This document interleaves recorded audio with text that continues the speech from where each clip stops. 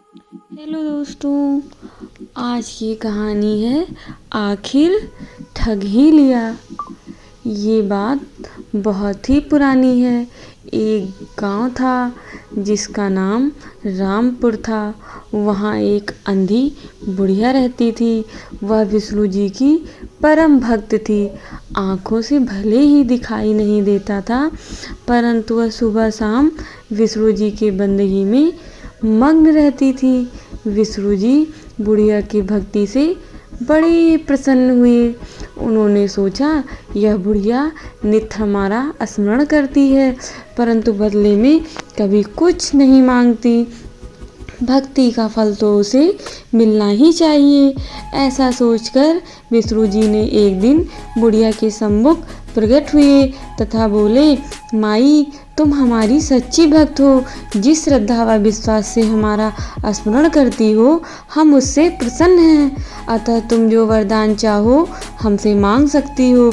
बुढ़िया बोली, प्रभु, मैं तो आपकी भक्ति प्रेम भाव से करती हूँ, मांगने का तो मैंने कभी सोचा ही नहीं, अतः मुझे कुछ नहीं चाहिए।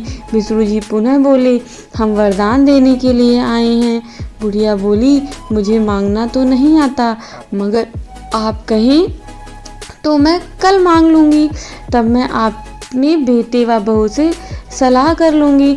विष्णु जी कल आने का वादा करके वापस लौट गए। बुढ़िया के एक पुत्र व बहू थे।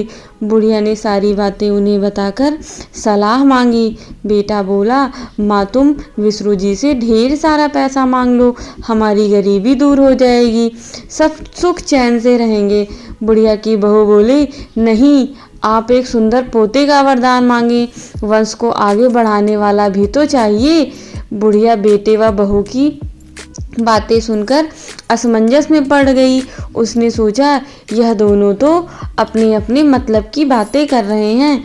बुढ़िया ने पड़ोसी से सलाह लेने का मन बनाया। पड़ोसन भी नेक दिल की थी। उसने बुढ़िया को समझाया कि तुम्हारी सारी जिंदगी दुखों में कटी है, अब तो थोड़ा जीवन बचा है, वह तो सुख से व्यतीत हो जाए। धन अथवा पोते का तुम क्या करोगी? अगर तुम्हारी आंखें ही नहीं रहेंगी तो यह सांसारिक वस्तुएं तुम्हारे लिए व्यर्थ हैं। अतः तुम अपने लिए दोनों आंखें मांग लो। बुढ़िया घर लौट आई। बुढ़िया और भी सोच में पड़ गई।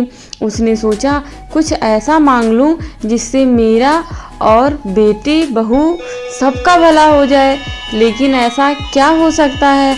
बुढ़िया कभी कुछ मांगने का मन बनाती तो कभी कुछ, परंतु कुछ भी निर्धारित ना कर सकी। दूसरे दिन विष्णु जी पुनः प्रकट हुए तथा बोले, आप जो भी मांगेंगे वह हमारी कृपा से पूर्ण हो जाएगा, यह हमारा वचन है।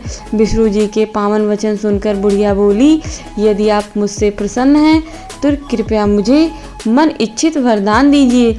मैं अपने पोते को सोने के गिलास में दूध पीते हुए देखना चाहती हूँ। बुढ़िया की बातें सुनकर विष्णु जी उसकी सादगी व सरलता पर मुस्कुरा दिए। बोले, तुमने तो मुझे ठग ही लिया। मैंने तुम्हें एक वरदान मांगने के लिए बोला था, परंतु तुमने तो एक वरदान में सब कुछ मांग लिया। तुमने अपने लिए लंबी उम्र और दोनों आंखें मांग ली, बेटे के लिए धन व बहू के लिए पोता भी मांग लिया। पोता होगा, ढेर सारा पैसा होगा, तभी तो वह सोने के गिलास में दूध पिएगा। पोते को देखने के लिए तुम जिंदा रहोगी, तभी तो देख पाओगी। अब तो देखने के लिए दो आंखें भी देनी पड़ेंगी। फिर भी वह बोले, जो तुमने मांगा है वो सब सत्य होगा। यूं कहकर विष्णु जी अंतर्ध्यान हो गए। कुछ समय पाकर विष्णु जी की कृपा से बुढ़िया के घर पोता हुआ। बेटे का कारोबार चल पड़ा तथा बुढ़िया की आंखों की रोशनी वापस लौट आई। बुढ़िया अपने परिवार सहित सुखपूर्वक जीवन व्यतीत करने लगी।